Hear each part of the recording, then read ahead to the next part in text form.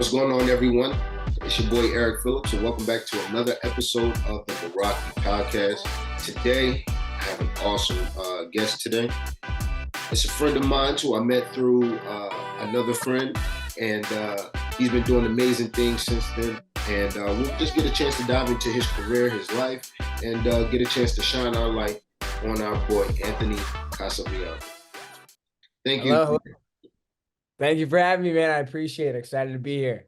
No doubt, brother. Thank you for joining, man. Yeah. And again, I said it before, but I do want to say it to you. Thank you again for getting up so early for this, man. Oh yeah, no. We appreciate it. As artists, we make sacrifices, and I appreciate you doing this for me, man. Yeah, man. Of course. I didn't even know you were doing a podcast, so I'm happy to be a part of it. I was honored for you to ask me. Yes, sir. And I saw you were sending texts at midnight my time. Yeah. That's your time. You were up early, huh? Oh yeah, brother. Ready? I get up. Well, so I have a daughter, so there you was go. up, and so I was like, well, since I'm up, I might as well, because I hadn't worked on the poster for my podcast. So I was like, okay, cool, let me just work on that while I'm up. And then I finished that, and then baby girl came and laid on my chest, man, and went to bed, bro. And yeah. All right. Cool, dude. How old's your daughter? I didn't know you had a daughter. She is 10 months now. 2 months? 10 months. 10 months. Oh, okay, gotcha. Cool, man. Yep. Yeah, man. Yes, sir. Thank you. So let's dive in, man. Tell us a little bit about Anthony Casabianca. A little bit about Anthony Casabianca. I'm pronouncing that right? Yeah, perfectly. I was born and raised in Las Vegas, Nevada. I am 23 years old, born in 2000, the first of our kind. I played high school baseball growing up. Baseball is my passion. All my buddies came from baseball. All my best friends that are still my best friends to this day, all play baseball. And I went on to play at Westmont College in Santa Barbara as a pitcher. It's a liberal arts school with 2,000 students in Montecito, right outside of Santa Barbara. Nice. Went there, but I was a lefty pitcher and I had a bad shoulder injury. I tore my labrum, and they did like everything in their power to fix it. I had stem cell injection from a pregnant woman's umbilical cord. I got a stem cell injection where they drilled into my pelvis and pulled out the bone marrow and spun it and shot it into my shoulder. Cortisone shot, surgery. So that kind of fell apart quickly in college, which was it was a big bummer because, baseball was the thing I wanted to do. And as I was coming to terms with that, as I was battling this injury for about a year and a half, slowly but surely this little bug in me started to grow of writing these scripts in class and writing them more consistently, and then trying out for the play in college, the weird baseball player that was in the play at school. And I had done stuff prior in high school and middle school, with theater stuff. And there was just a moment where I was like, hey, let's take this thing really seriously, and never look back. Yeah. Well, I'm glad that you didn't, bro. Glad that you did. And it's crazy because usually the higher percentage of actors are people who always had acting as a dream. But yours was the complete opposite, right? It was baseball. And then it came into, hey, listen, I got another talent, I got another blessing and gift that I was given. And so let's explore that. Yeah, man. And if you ask my buddies, my high school buddies, my best friend, they knew all along. They said, yeah, this checks out. This makes sense. He's not an athlete. He's an artist. So what were some of the small signs that they saw that was like, he's definitely an artist? My best friend, Jake McClain, I'm excited to share this with him, but we just cracked up about it a few months ago. He always wanted to play wiffle ball in the backyard. We'd always have Sunday, barbecues with our families. He always wanted to play wiffle ball, and I always wanted to play Army Men. And he would never play Army Men the right way. He would never do it my way. He would never buy in. He would never say that the bad guys are over there. We got to take cover behind this freaking slide. Yeah. get these guys. Yes, sir. And he actually came out a few weeks ago or a few months ago, and his family to watch me in a play. And he goes, "Yeah, that checks out. Yeah, that's what you're doing. This is what you're in the right place." It's beautiful. It's So beautiful. It's yeah, man, That's dope. That's dope. Well, it's funny because I played baseball, you wasn't that did. good, right? I Uh, played junior league, local 415, and I explored the pitching experience. I'm a lefty too, and I okay. always heard, right? So here's the thing: when I initially was offered the opportunity to at least try out, it was my coach or whatever like that. He's my mentor and stuff, and he's like, "Why don't you try?" And I said, "All right, cool." And I got so nervous, but he said, lefties are the hardest pitchers to hit because they're lefties. And I never understood that. So, but that gave me a little extra confidence. But I went up there and stuck it up, bro. Are you sucking up still? Oh, well, the good part is lefties they say they're more creative. So, and that's probably why we're both in the arts world now. Exactly. That's good. That's one thing good that came out of it. And they Well, always say lefties are crooked. You're a little twisted in the head, they say. That's what they the say. company is Twisted Fantasy. Oh, there you go. There you go, man. Yes, sir. Yes, sir. But all right, so let's dive in a little bit more, man. What's one of the childhood memories that defines who you are today? Childhood memories that defines who I am today. I guess the story about you and your boy would be one, but if you could give another, Looking back on it,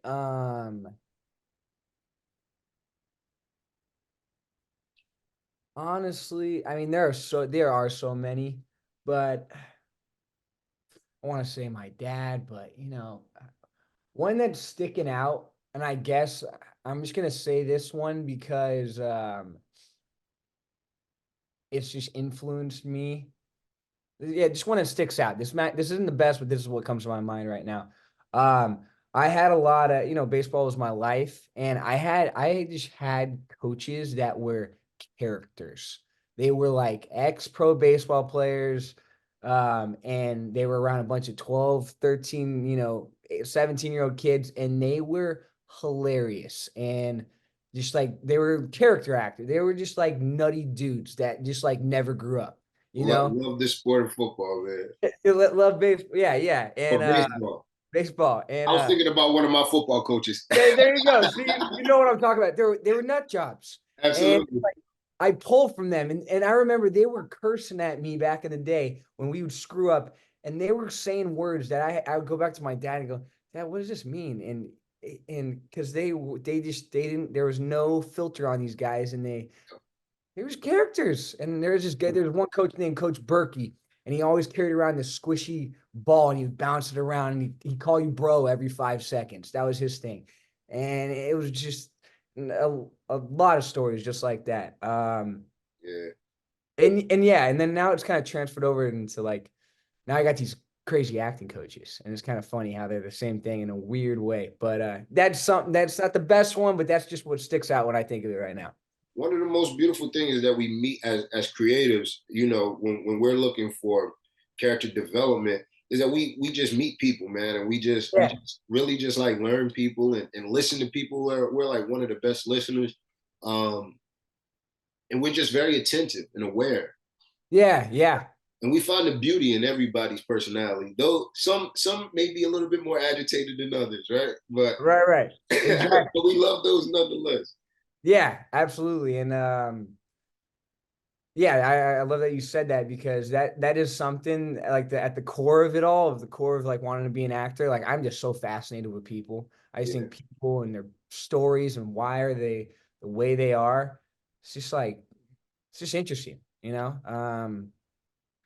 Just people are fascinating, and I love fascinating people. I love a good bad guy. Even like a character in a movie, a character in real life. It just fascinates me. Why did you do that? Why are you like that? yeah. Um, but yeah, man. So, just a little bit of background on the podcast. It's called the Meraki Podcast, and where I got that name from is I pretty much was looking for something that would explain the love of doing something.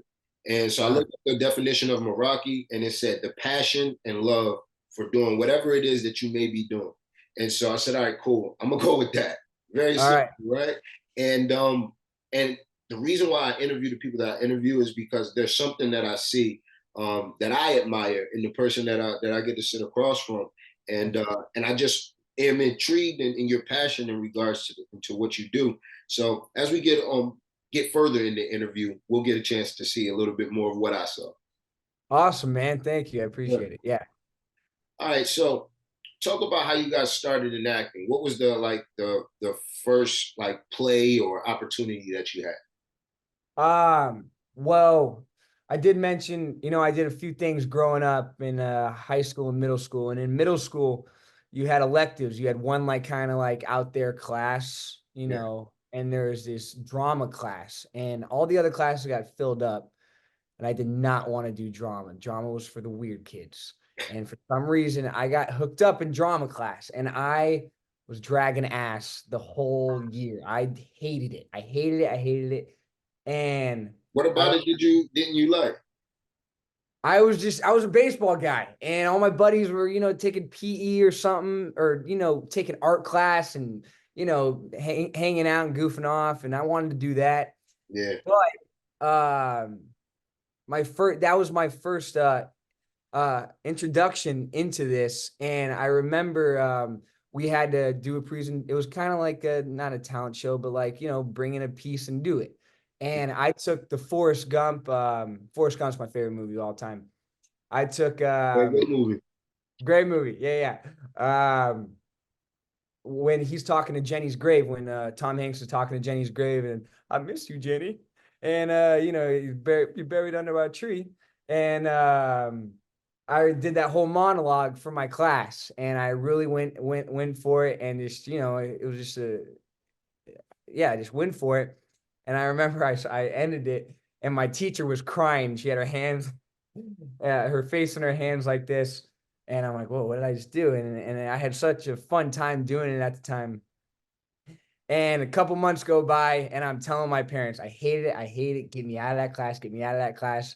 And I had a parent teacher conference with the teacher and the principal to get me out of the class. And I remember the drama teacher, Miss Harlan, she was sitting across from me, and she said, "You're throwing away your career." She kept telling me that. And I said, "Lady, I don't care what you say. I am getting out of this class." I Yeah. got out of the class, and I never looked back.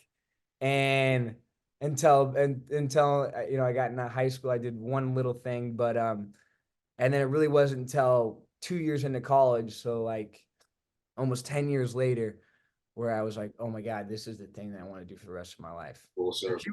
she was right, man. She was right. Yes, But sir. Yes, yeah. sir. What's one of your like every actor has this story, but what's one of your craziest auditions? Craziest auditions. Ooh, that's a good question. Um, you know, craziest auditions. Um, I auditioned for, they did a motion capture for this newest Star Wars. Um, um, or actually, I can't talk about that. There's NDA, or I think it's coming out. Yeah, it's fine. I did an audition for a Star Wars video game. It was like motion capture. They needed an actor, and they put all the dots on you and whatever. And it's a scene where I'm being tortured, and it was a live audition, era, not live, in person. And those were, are very rare nowadays. And they needed you to be tortured, and they're asking questions, and you're getting zapped. Yeah. And I knew like the only way I could do this if I just went like totally all in on this and just really got zapped and just falling over my seat and saying, "I ain't gonna tell you." And I just remember I really, really went for it. And I was falling out of my seat and hanging over the side and screaming at these guys. And I ended up making it to the producer session. I made it 4 rounds. Um, and I did that every time. And I guess that nothing too crazy has happened. No, like, freeze ups or casting doing anything, you know, mean to me, which I don't think they would do. And a lot of it's self-taped, so it's like, you screw up, you just restart the video. That's the So, cool part about our thing. Like when all COVID right, hit, like I was like, all right, cool. I don't have to travel all the way to New York to do an audition, right? right. Exactly, Yeah. exactly. But it's crazy, man. Like even though I do like doing self tapes, I think that there's something about that in person where like the energy in the room it just flows, right? And then like if you have a scene partner, it gives you a little bit more to work with. You know what I'm saying? So Yeah, yeah, yeah, yeah, man. It's I really didn't grow up in the or audition in the in-person world. I do a lot of commercial in person, but not theatrical, which I'm what I'm really about. But yeah, it's just yeah, I would like to go back to it, but it's the name of the game now. I can't really control it, so yeah. might as well get You just going. adapt. It's just that, baby. There you That's it. go. That's it. Yeah, What do you prefer? Do you I know you said you did a few stage plays, yeah. but you did one in college. What was that? It was called The Marriage. I didn't know what the heck I was doing. It was some like a Russian play that was, translated and I had a part in it. I could barely remember it and I didn't know anything about acting. I just got up there and was screaming. It was like Yeah, my best friend was getting married and I like was objecting to the wedding. But yeah, that was kind of my second time. I did Peter Pan in a Christmas play nice. with my drama class in middle school, Yeah, but I was kind of like, yeah, it was just yeah, that was the one in college. nice, nice. Yeah. So, I know that we're talking about your acting career, but I want to dive in a little bit into who you are, man. What is it that you like to do when you're not like worrying about auditions or trying to memorize lines? What is Anthony Casabianca, man? Yeah, man. That's a good question. It's something I struggle with. It's something I'm 23 and I think that this is the prime time to figure, to be asking those questions as a young adult. Um, and to be honest, it's that's a hard question. That's a hard question to ask, and that's the problem. Because it's like this is really just my whole life is acting, acting, acting, and Yeah, acting classes, and writing scripts with my buddies, and it is a full-time job, and there is little time to do other things. yeah, Just what's on the line, and I'm a very intense guy. What's on the line of you gave up your life in Las Vegas and all where I'm from and my family back there to come out here and pursue these dreams and you know I'm college educated and I'm bartending because I'm willing to give up this time right now in order to make these dreams come true.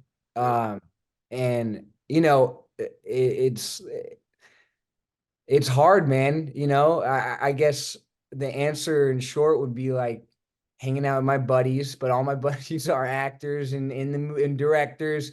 So yeah. always talking movies and what are we gonna do to make this thing happen? Yes, I do, and I have heard multiple times from multiple sources, dude, you got to have a life outside of it. Um, but we hang out. We do things. We love barbecuing steaks. Just yeah, just hanging out with my friends. I don't necessarily have hobbies outside of acting. And women going on dates here and there, nothing too crazy. And work. I kind of have set up my work week. I just got a new job bartending and where I'm working on the weekends and like just a couple days throughout the week. So I have, Monday through Friday that are really just hardcore, because those are business days to just work on acting. And then the weekend when everyone's resting, that's when I can go make a little extra cash on the side. Um, but yeah, and who Anthony Casabianca is. I'm just a bulldog hard worker, man. That's all I got to my name. That's all I know that I can do. The only thing I can control. Um, and aside from acting, yes, I am the actor, but I got a little team going and we're kind of where we are. I got it written on my wall right now, our goals for 2024. And we have a movie that we're going to do. The goal is by January 1st to have it shot, not, edited, but shot by then. And that's writing, that's going to be going to get investors and I'm sure we'll get into that later, but yeah, writing the script. We just had a table read last week. It is just acting. In short, it's just acting, man. Who am I? And I'm a family guy. I got a big family around me, not just my immediate family. I call my mom every freaking day. I love her. She's my best friend. My father, I'm super tight with. My sister. I got my boys back home. I got my boys in LA, and I show up for them, and they're my life. And they're who I do it for. So I'm a big family guy in that sense. I don't have a rock climbing hobby. I got my friends and family. So yeah. You said that you moved from Vegas and you took that chance and just went straight out to LA. What made you say, yo, you know what? Vegas did what it was supposed to. It raised me. I'm born and bred, but LA is where I belong. I gotta say, Eric, I love your questions, by the way, and you're just firing me up with these questions. Thank But I went to Santa Barbara first because I played college baseball. you. Yeah, Got a scholarship out of Vegas, went to Santa Barbara. I'm an hour and a half away from LA, and I met these guys who are still my best friends to this day. Um, and we lived in Santa Barbara together. And they were into music. They did music. They're called Lazewo, and they had a lead singer. I dated the lead singer for a little bit, and Justin and Matt. Matt and I lived together for 5 years. We met in college, and then Justin came along, lived with him for 3.5 years, and 3 years ago when we moved out to LA, or I lived with Justin for more than 3.5 years, maybe like 4.5. Anyways, because we lived in Santa Barbara together, and I was the actor, they were the musicians. We knew we had to go to LA. So what was awesome for me is I had a couple dudes that went down to LA with me, and that a lot of people move out here by themselves, and we're coming down here to do our thing, to take over and make a name in the industry. So it was really nice we moved out here 3 years ago, and we moved into an apartment. I actually just moved out. I moved into my own place 2 weeks ago. uh, congratulations, bro. yeah, man, first time living on my own, so it's pretty awesome. And yeah, and they're crushing it. They're doing great. They're signing with CAA, did a record deal with Sony. They just went on their first countrywide tour. I got to see them go on tour, man, and have like fans. It's awesome. And we were just, it was like law of attraction. We've hustled every day. I just stopped over there the other day, and they, had a meeting with their label lined up, and yeah, we set each other up, and now we're here. It's been 3 years, and it brought us down here. But then again, like, we got our own dream, we got our own like paths to follow. They got their music industry, and I got my acting industry, and whether you like it or not, we've pulled apart in our career world of like, yo, we just kind of live different lives in that sense of, Yeah, I came out here thinking actors and musicians are going to just tag on, it's going to be everything's the same, we're all just artists, but no, it's a lot different, and you meet a lot different people, and you gravitate towards those people, because they have a new sum of partners and friends and acquaintances in their world, and I have the same in my world, and you just have to gravitate towards those kind of people because that's the world you're living in, because it's your life 24/7 for them, for me, and yeah. So yeah. I don't know. Yeah, maybe it would have taken a lot longer to come down here if it wasn't for them, but we did it. But you need to have people that's around you that are in the same direction, that are mentally there. I had an interview with my boy Dwayne, and he was like, "Yo, man, it was just like this Mamba mentality thing that I got, bro." And it's like, Right. I love it. I love it because that is You literally what it is. you say you got the mama mentality? He said that that's what he switches into, and I use that as like a motivator, but Yeah. he was like, I'm like, yo, that's exactly what it is. Like Kobe, like, all right, he said, well, listen, his teammates always wanted him to go out and party and stuff like that. But he said, listen, if I'm gonna come out and party with you, that means you got to be up early with me when it's time to hit the gym, Right. because that's what it takes. You know what I'm saying? I'm going out with you, but you got to come to the gym. And a lot of them didn't come. Some showed up, but a lot of them didn't. Right. But Right. that was the whole concept, is like, you got to make sure that you're surrounded by people that are, even if it's not necessarily in the same field, which I prefer because you get a little different perspective. But like they gotta be motivated. You know what I'm saying? It's Yeah, healthy. It's healthy for the soul, bro. yeah, yeah. Yes, sir. It is healthy for the soul, and yeah, it's like, um, it, it's like crazy how that happened. It's like looking back, it's like, how did I meet these guys? Like Yeah, Justin and Matt. It's like in Santa Barbara, and just like kids with in a smaller town with these big dreams, and like we were just the guys that were like, yeah, these are these wacky musicians and actor that are all living together in Santa Barbara, and we just Mamba mentality in a way. Yeah, we're here, man. We're making it happen. So it making feels it good. happen. Yeah, Let's, dude. let's talk a little bit about that, bro. Like, so this Yeah. is this is you said it. Energies attract like that grind. People that notice the grind, they gravitate towards each other, and that's the way it should be. I mean, honestly, Yeah. like you don't want anybody on your team that's like that can't help you elevate. But you you're doing the acting thing, but you're also going in a independent direction as well in regards to creating your own opportunities, bro. Yeah. And that's the same place I'm in, and that's the Uh-huh. one that I love. And it's Yeah. like talk about that, like instead of and I know that there has to be a fair balance because we're trying to get that opportunity, but we're also trying to make it as well.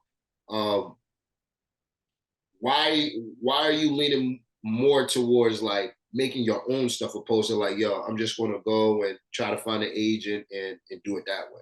Why'd you Yeah. go the other way? Well, a great thing one of my acting coaches said, Chris Levy, I'm going to see him right after this. I'm going to class.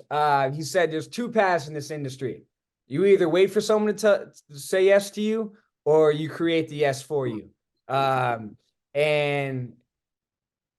I do all I have an agent, I have a manager, I have an agent in Chicago, I got a commercial agent and a theatrical. I do all that. I get auditions consistently every week, great auditions. That's all going good. Um, I play the typical part in that way of, and I go to my acting classes, I get my headshots, I do my casting director workshops. Um, but that's sometimes not enough. And you need every inch you can get. And so, yeah. And so while I do all the normal actory things of what you do when you come out here, I want to take it a step further and give ourselves the best opportunity.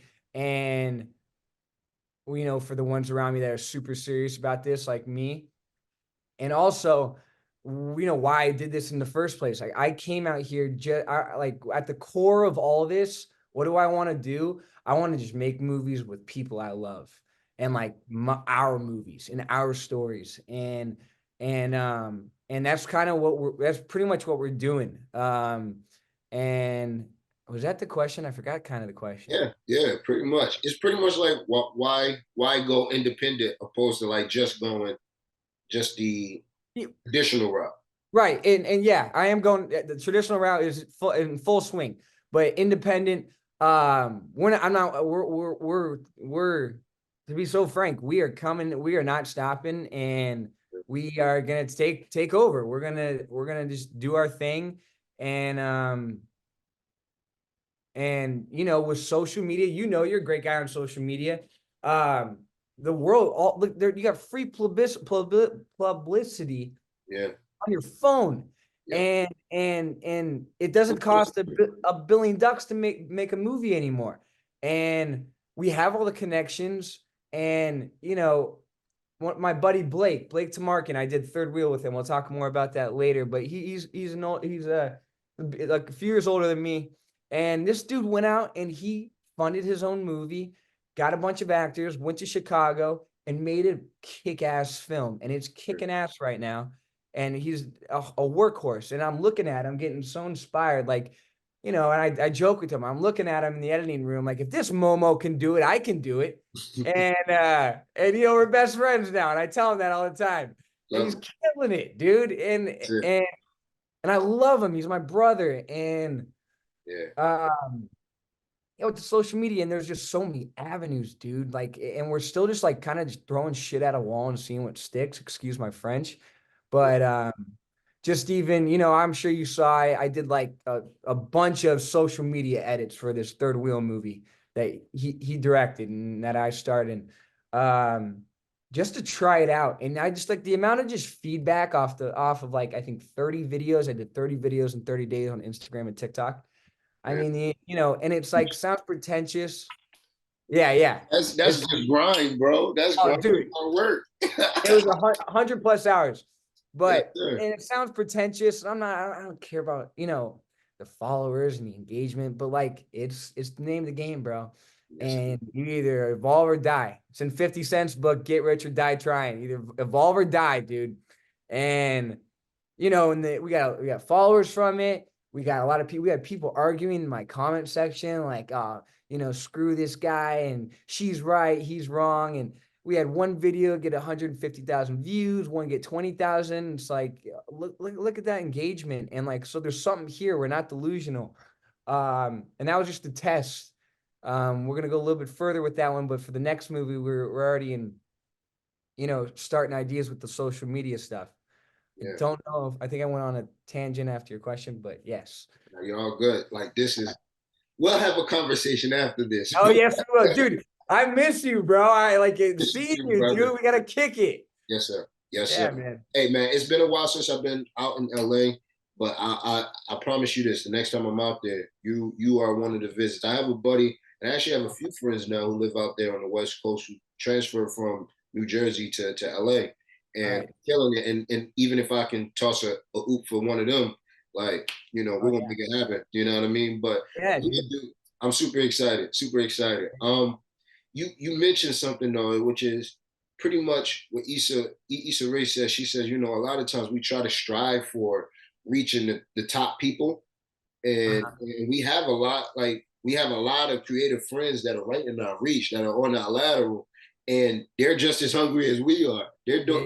They want it, and so opposed to trying to get up there, why don't you just work with the people that are right next to you and move Right. up? Because that's what all the ones that are what we consider to be great, the Scorsese's and the director of Star Wars. I'm sorry, George Lucas.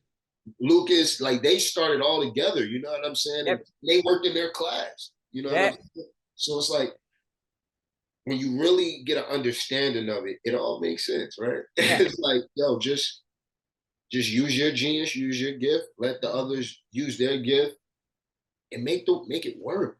Make Yeah. it work, man. Make it work. Yeah. Um, yeah, and I'm so glad you bring that up. I remember thinking a couple years ago, I kind of came to that conclusion of like, well, shit. All these broke actors and directors that I'm all around right now. Well, these guys are gonna be the next Tarantino's and next Scorsese's. That guy might be the next Robert De Niro.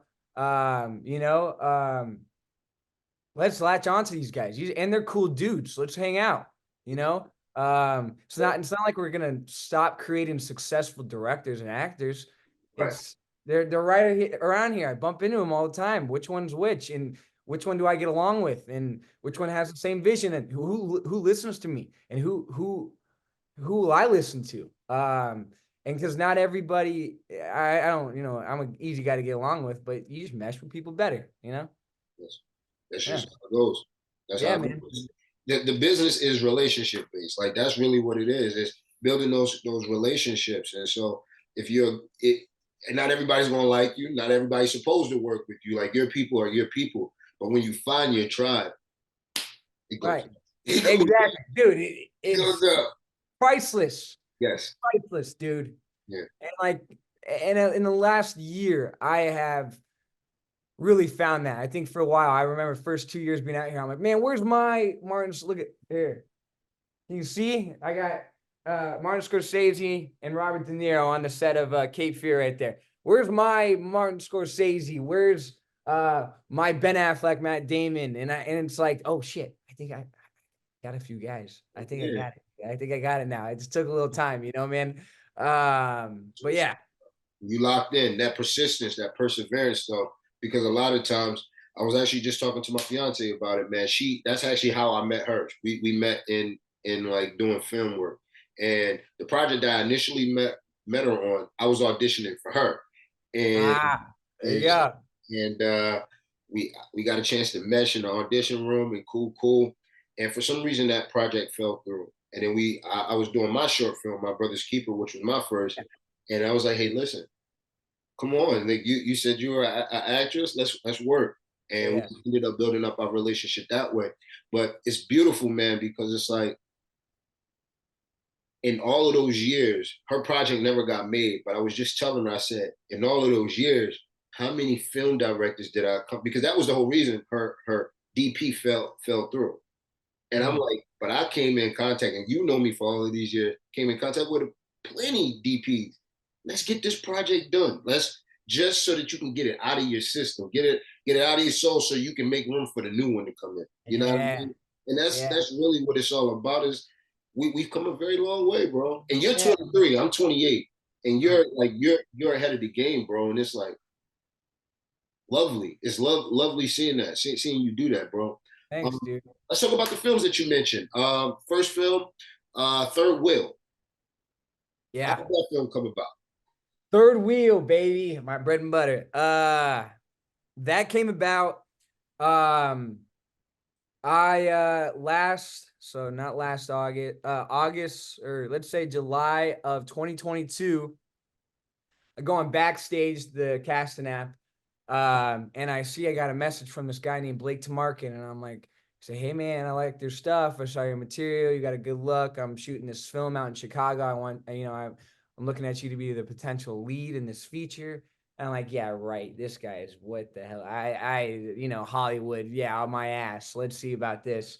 And I'm like, hey man, and there's something we still have this argument over it. He did send me a message a year prior and I never saw it. And it was asking kind of the same thing. And, it just took so long to develop. And it was either that message or he messaged me again. And we still got to clear that up. Um, but anyways, I reached out. I'm like, hey man, I'd love to be in your project.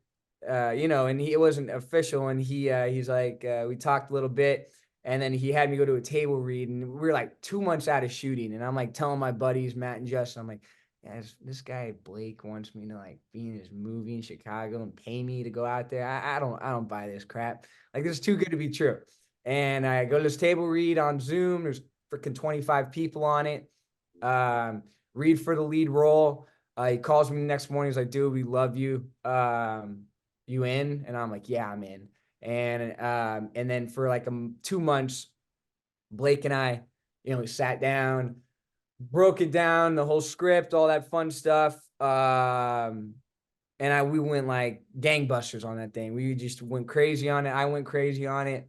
And then we went out to Chicago, August like 1st of 2022, and we shot the movie Third Wheel for a month straight. It was the coolest experience I think I've ever been a part of. That's your first time in the Windy City? Oh, first time, dude. It was sick. Right. It's one of the best cities in America. It was awesome. And I'm like, I love New York and Boston. My family's from New York. I got family in Jersey. Right. And I love those city vibes, but there's just something about Chicago I really loved. And uh we went out there, and Third Wheel, it's a story about a breakup. Everyone's got a breakup, and this is our story about it. And in Third Wheel, he latches onto this couple that's like his ex-girlfriend's best friend and her like Spaniard new boyfriend, and like he's the third wheel, and he loses himself, totally loses himself. He loses this woman of his dreams, and it's him and his family kind of brings him back to life, and he learns new things and meets a woman, and I don't know what happens. You got to watch the movie. And it's a cool story, dude. And it's got some When Harry Met Sally, Ferris Bueller's Day Off kind of vibes in it.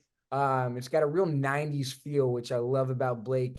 I tell people, this movie, Blake, the director, he also wrote it and produced it and edited it. He's a G.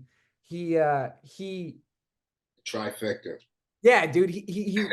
Yeah, five-star athlete, 5 tool athlete. Yes, He sir. uh he what was I gonna say? Oh, you can just see the heart. You can see, some of these movies nowadays, not to bash them, but like that was Blake Tamarkin's fucking film, dude. Yes. And he's just so proud of it. And but yeah, it's still going right now. We editing's kind of finally done. It's nice and concise, and it's about an hour and 40 minutes. We got some kick-ass songs from Warner Brothers, like Cecilia, you're breaking my heart. I think it's called Cecilia, and Crimson and Clover, and Love is Strange. Don't put baby in the corner, that song, Run Around Sue. And I mean, songs are just a small aspect of it. And we got some like real life Chicago locals that were in it. That were like played like the bar patrons, kind of like Scorsese, putting his mom and all the guys from the neighborhood in his movies. So it's really got that, he's got a Scorsese-esque kind of, I hate this big bold move to compare him to Scorsese, but just that vibe. No, it's not. No, it's Uh, yeah, not. man. But we just started submitting to festivals. Um, and yeah, we just like, yeah, someone just asked me the other day, it's like, what are the plans? And I was right in front of him, and they go, well, we just signed up. We did 17 festivals. We submitted, and that's just awesome news to hear. So now we just gotta wait. We're in the waiting period. We did one so far, which was Chandler International Film Festival a couple weeks ago. John Malkovich was there. Saw Uh, some IG post on that. yeah, Yeah, yeah. John Malkovich was there. Eric Roberts was there. Hank from Breaking Bad. I'm forgetting his name. Um, we went, got nominated for Best Late Night Feature, which is like the only feature category, I think. And there was like 60 features, only 4 nominations. We lost to, like a $1.5 million budget with named actors in it, whatever. I got nominated for Best Actor. There's only 4 Best Actors. Didn't win, but there's 150 films, probably 500 plus actors. I mean, not 500 plus, but that was awesome. So, and we made this awesome connection there. And I went, he went, his brother went, who's also in the movie. The executive producers, first AD did a Q&A. We got asked. Not many films were asked, but we went on the news, on the Arizona news the day before, nice. and he did a freaking interview. And what that's the thing that I really like about Blake and what we're doing, what we're kind of selling is like we're like this indie rock band. Like we're like, then fuck everybody else, dude. And like we're just gonna make our fucking movies. Excuse my French. But yeah, and that's kind of what we sold in our Q&A and then in the interview that he had. Yeah. Uh but yeah, man, and we're so excited. We're so excited. What's one of the biggest lessons that you learned in regards from seeing it from its cultivation stage to now it coming to life? What's one of the lessons that you've taken away? Editing is everything. I was able to get in the editing room, and that was something which was interesting on a huge on the grand scheme of the big picture of the movie. Editing is important, and it's just so important. And that's why like Blake kind of he did have an editor, but he kind of really took over, and because it was his vision, and like that's what I mean by like the heart. Like he could only tell the story. It was his story to tell.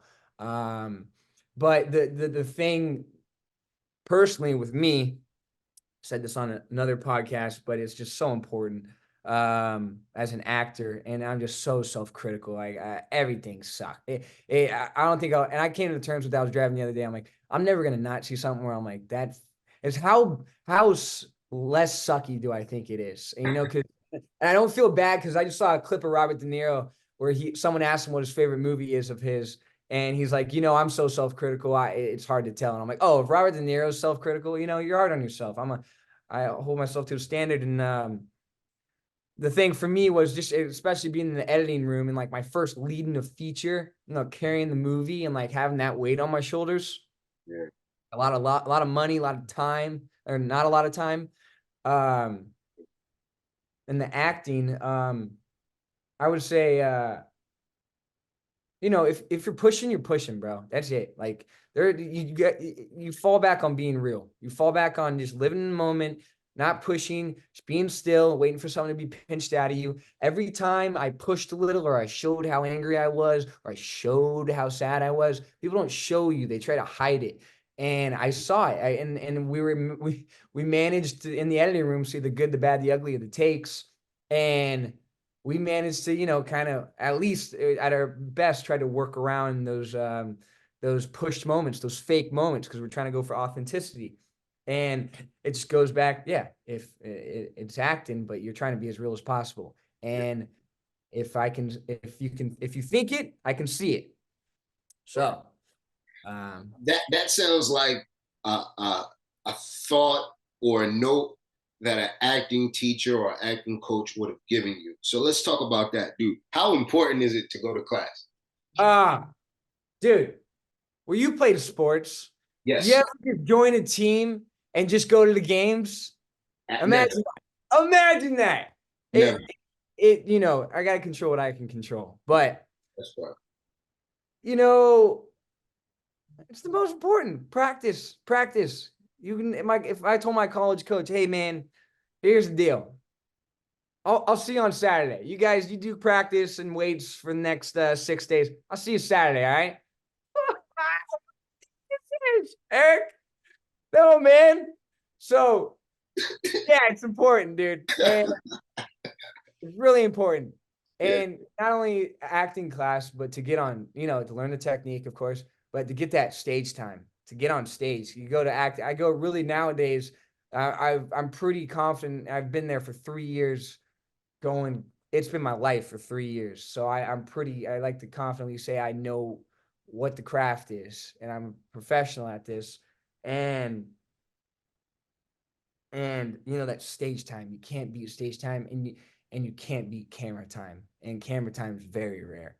And I'm just grateful that I booked third wheel and this other feature and a few other things, and I've had a lot of I've been able to get a lot of camera time because and it's the same as stage. It's like it's just different when there's a freaking $30,000 camera pointing at you, or there's 60 people in the crowd and there's 6 casting directors and 5 agents in the crowd and they're watching you.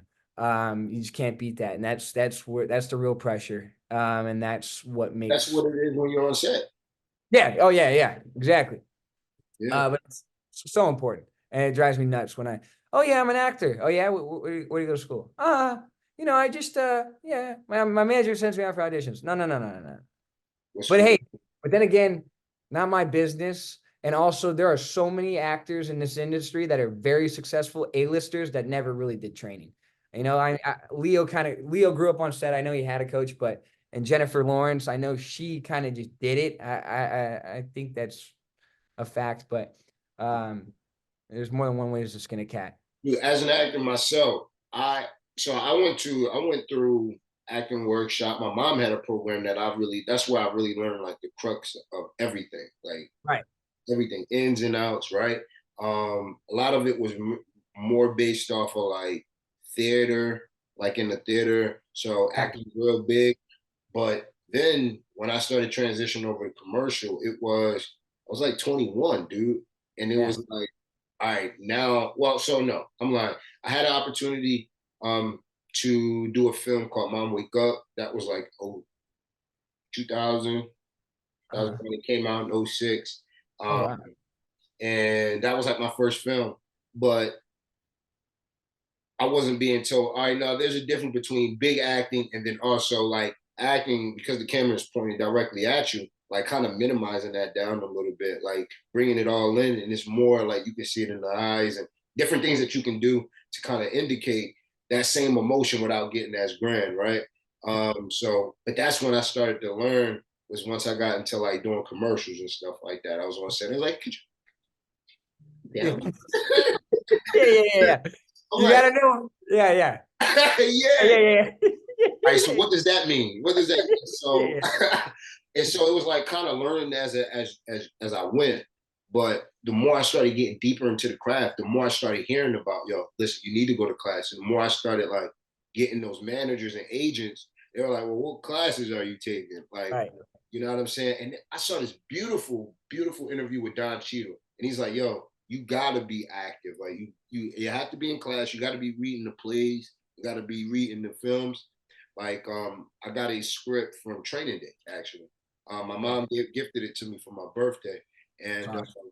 and when I first started doing films, which was like maybe like 5 or 6 years ago, she gifted it to me on my birthday, man. And so that was the first script that I saw in regards to like the formatting of how a film script should look. And it was just like, all right, these are the different things. And then I started taking courses for that, for like writing. So it was like, all right, I know that I need to do the schooling, but like you said, sometimes certain like different strokes for different folks, right? Yeah, yeah, different yeah, strokes for different and people. I love what you said about Don Cheeto. And what was I gonna say? Yeah, it's just it's a muscle, dude. It's a muscle. You know, and there's waves for me. I'm preparing for a play right now, and like so, my muscle feels really strong. So I'm acting every day on my feet. With there's periods where you're between plays, or you just did a play and you kind of you need a little break, you need 2 week break. It's muscle. So yeah, dude. That's it. Yeah, That's it. Let's talk about driver's ed, man. Well, first, let me give credit to your director and DP, man, Blake, because I saw some of the promotional stuff that you posted up on your page, bro. And one of the yeah, things you said was like the Ferris Bueller old school 90s film. I saw that in the texture yeah. of the frame, right? And it gave that the music, the style of dancing that you were doing. Yeah. It was that. And that's Ferris Bueller, first of all, is one of my favorite movies, bro. I gotta get right. He pulled it off, man. Did, He dude. pulled it off, bro. So it's like, yeah, yeah, Yeah, yeah, yeah. absolutely. So big ups to him because Yeah, he man. gave that film. Hey, I gotta connect you guys. You gotta have him on. You love him. He's Yeah. a good guy. Yeah. Okay. So let's talk about a little bit of Driver's Ed. This is a more newer film. This is like one of the last film projects that you worked on. Yeah. Yeah, driver ed. That came about. Self-submit.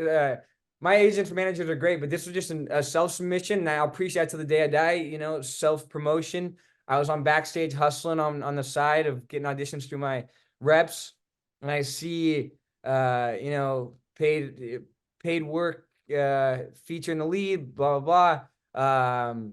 And the direct and like I'm just gonna say, look, backstage. Don't sleep on backstage. Don't sleep on self-submission actors access. The director Travis Malloy, his last movie was on Netflix. He did a movie called Pandorum with Dennis Quaid and Ben Foster. I know I'm name dropping right now, but I'm just trying to make a point of there's good stuff on there, and more people are going independent. And this guy, he's kind of told me, he was just like, dude, I'm kind of done with the studios and them kind of controlling me. Like I'm doing what I want to do, and um, and and I auditioned for it, and it was one of those roles. I was actually just telling someone the other day. It was one of those roles um, where when I got the audition, I was just like, "Yep, I know what I want to do," and not what they want, but like I know who this guy is. And the scene was I'm talking to my goldfish, poster of a girl in a bikini on the wall, and a fern, and I'm just talking to them, like having full conversations. And God knows, well, I'll talk about that with my therapist on why I connected with that. No, I'm just kidding, but like, oh yeah, I know this guy. He's talking to his goldfish, and I'm like, oh yeah, know this, and of course, I end up booking it, and dude, and it's got driver ed's like a Fight Club, and what was the other one? Oh, Fight Club and Taxi Driver. Ed, driver Ed. My name's Ed, Edward Clayton. And so this one was awesome, dude. And I haven't been able to post too much because it's still coming out. And I don't have the relationship like I do with Blake of like, yo, man, can I just like get a copy of the film and make all these edits? I don't know what they want to do yet. I want to, weasel my way in there and say, let me take over for social media and look what I've done in the past with Third Wheel.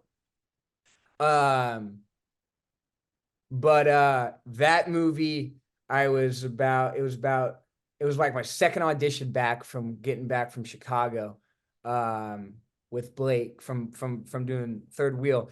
And I do it, and call back, met him in person, had a coffee with them, and They ended up giving it to me, the part, and I had a lot more training by then. I had done a feature, and I kind of like knew. And I was like, all right, like I really got that confidence, like leading a feature again. And my acting coach Wolfgang Bodison, who's like, love him. He's my boy.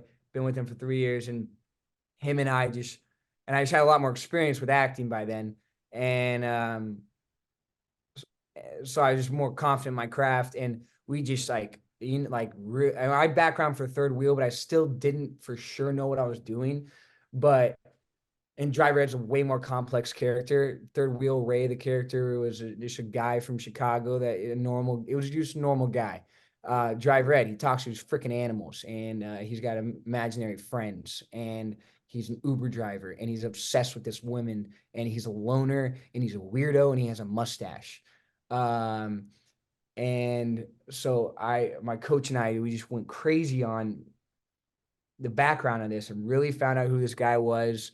And, just it's that goes back to there's an Al Pacino quote. It's like 40 seconds long. It's a video clip. And like, he says, you just get to a place where you don't have to act it. You just know what you're talking about. You know why you're doing it. You just get to a place where you don't have to act it. And I remember like on my last session with Wolf, and we had this weird characterization with this guy, and he's kind of on the spectrum a little bit of, and that's kind of like just what I naturally did in the audition was, he's a little jittery, and we just talk like this, and it's yeah, I have my goldfish. Anyways, the last kind of session with my teacher, he was like, hey man, you just walk on a set now. There's nothing, you don't do anything. You just don't do anything. You know this guy, you are this guy. Just walk on a set. And it took a while for that to happen, just with the strike. And then he got pushed because then some things came up with him because he's a huge ghostwriter in LA. He's one of those guys, the director is like, I'll say something about the industry and he'd be like, oh yeah. And he'll like go on this like, in 1997, I was working with X, Y, and Z and this guy and blah, blah. And I'm like, what? And it's just like crazy. Like he's just like a walking textbook of Hollywood. And it kind of comes out in the character because he's like obsessed with LA and Hollywood. Um, so Driver Ed, and then we started shooting that, and a lot of it's in the car in a van because he's an Uber driver. And so I've spent 50, 100 hours driving that van around, actually driving it on the streets, on Ventura, downtown LA, on Hollywood Boulevard. And you cannot recreate that. And that's what he was so passionate about because he was also the DP, the director. You cannot recreate that in the studio. You can't recreate that in the green room. Those lights flashing by, those light flares, different colors. It looks beautiful. And took him forever just to figure it out. Um, and it was just a place where indie filmmaking, man, he went out and made himself his wife, who's the sweetest lady, Lori Sheldon. She was like the boom operator, the first AD, doing the slate, producer, wardrobe, and he was the DP director and writer. And it was just us three driving around in the car for 50, 100 hours. And, of course, we have a bunch of other actors in it, but like that was like, that's the core of indie filmmaking. And it looks so good. And we're like so excited with it. And it's, yeah, like the storyline, I can't give too much weight because it's like a real complex, like big twist at the end. But he develops this obsession over this woman. She got a bad boyfriend. And he's gonna do everything in his power to protect her, all while there's this serial killer killing Uber drivers all over LA. And yeah. And the worlds collide. So That's. I want both. First of all, I haven't seen either one of those films. Yeah. Third Wheel or Driver Ed. But man, Yeah. sounds amazing. The plot Yeah, twist. man. So it's exciting. We're super excited for that one. And yeah, I'm excited. And like that, and I just felt so much better, stronger. It's just natural. I got more experience with acting, and I just like feel a lot better. And I knew not to push, and I knew like I'm gonna try this on this take, and I'll try this on this take, and like really going for it. And I think it shows, and I'm just super excited to see what happens with that. Uh, yeah, man. got in the field that we're in, bro, that we want to do. We gotta, but that's I think that's the essence of it is just letting go. Like certain actors have certain methods and processes that they go through to get into their character and stuff like that, right? And like one of mine is like I of course I give everything to God before I do anything, right? So I'm Yeah. like, God, wherever this character is, whoever this character is, bring them to me. Mm, mm. Good Bring, man. bring them to me, you know what I mean? And that's outside of the work. There is a certain energy that you get when you actually grab hold of the character and who the character is. Like it's a beautiful thing. Um, Yeah. it's a beautiful thing, bro. So I'm super excited.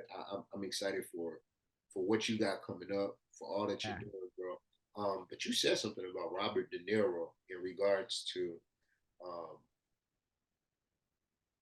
not forcing it, not faking it, and that just took me because a lot of what we do is therapy and mental work. Uh, Um, it took me to imposter syndrome. I don't know why that popped up in my mind, and I uh, think that that could be a barrier and a wall uh, in approaching characters because it's like I'm acting like the beautiful thing I like about Cuba Gooding when he did radio, he wasn't uh-huh. he wasn't being a person with uh Autism. issues Yeah, like yeah. autism that were on the spectrum. He was that person, like Was, yeah. was that guy. And there's a difference when you see it. It just looks like it looks like buffoonery. Like, Yeah, yeah. it looks What, when they're goofy when it's not done correctly, when you don't attack it correctly. And so I think that in imposter syndrome, it's the same thing. Like we're acting, and I'm kind of switching gears in regards to mental health. Um, with all that you've been through, bro, and all your highs and lows, um, mental wellness has to be one of your main goals as well, so that you Mhm. continuously be prosperous in the area that you're in. So, how important is it to have mental wellness? So important, bro. If without it, without yeah, without men, yeah, it is the most important thing. Um, and it's a hard thing. Um, and especially in this industry, it is top priority because this city will eat you up. It will eat you up and spit you out, and you will turn around and blink. And I think just from what I hear, 10 years will go by, and you'll be like, whoa, whoa, whoa, whoa, I'm still a waiter and I don't have any credits. What the hell's going on? Um, and it's an industry where, like, I think I'm sure the rest of the world's like this, but I'm just speaking from my experience. Um, this industry is based on yeah, I can only speak from my experience. I'm not saying that actors have it the worst and people in Hollywood have it the worst, but this is just what I only thing I can speak on. um we live in this world, at least in Hollywood, where whatever you do, whatever you've done, whatever movies you've done, reflects your value. Like that's kind of how it's set up in a way. Um, and I catch myself all the time saying, well, I'm not him yet. I don't have a guest star. Well, I don't have $1 million in the bank. Well, I'm not in with the Hollywood elites. Um, how am I going to make it? And, that's a hard thing that still the comparison, um, the comparison and where you're not, I'm always thinking of where I'm not. And it's just so funny how the mind works. Because if you were to tell me a year ago or 2 years ago that, yeah, you got two features and a commercial with Shaquille O'Neal under your belt, you work with a director whose last movie was on Netflix, never believed you. But if you look at me right now, I don't even think about those things. I'm greedy as fuck. What's next, boy? What you got for me? Cool, that's done. Give me So, something more money, more acting opportunities, more auditions. yeah, There was a time where I didn't even get auditions for my reps, and now I get them, And now I'm like, well, I want bigger auditions. And that's just how the mind works, and like the disease of more. Um, and so mental health, man, tend in your garden. That's been my thing. And also helping out people along the way. Tending your garden kind of has a selfish connotation to it. But you know, being it's not being a douche and being kind to everybody. And mental, you know, if you really think about this industry, if you think about it and you stare at it for too long, it will scare the shit out of you. And that's just kind of what I was saying earlier. Look, I'm just latching on to these dudes. I mean, I'm open to having girls in my circle too, but so far, I've just found guys. Um, just latch on these dudes that I love, and you know, banding together. We're none of us are as smart as all of us. It's one of my favorite quotes. Um, and just latching on to them, and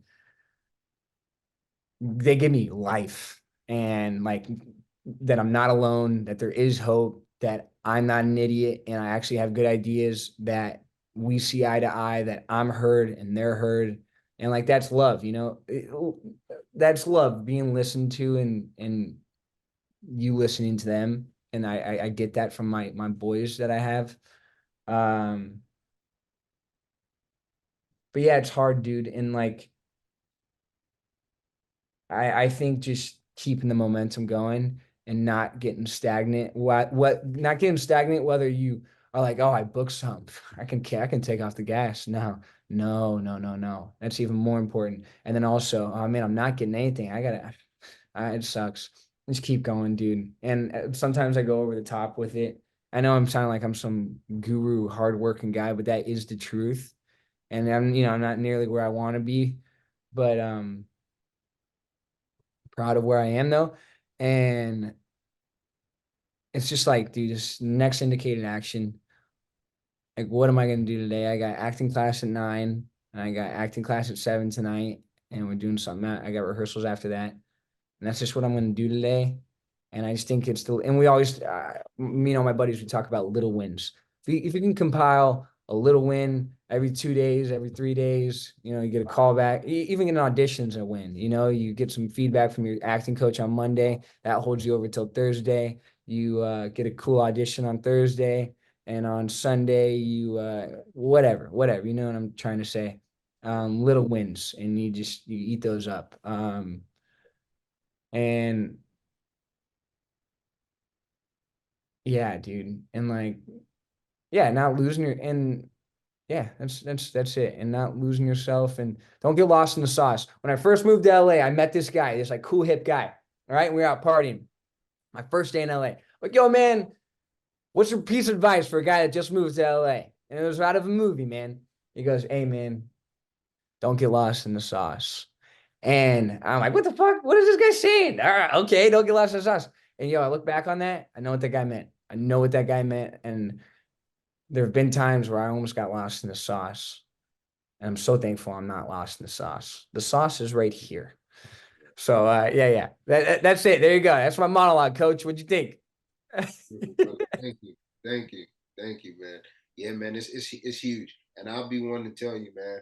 I got lost in the sauce, bro. Hey man, it happens to all of us.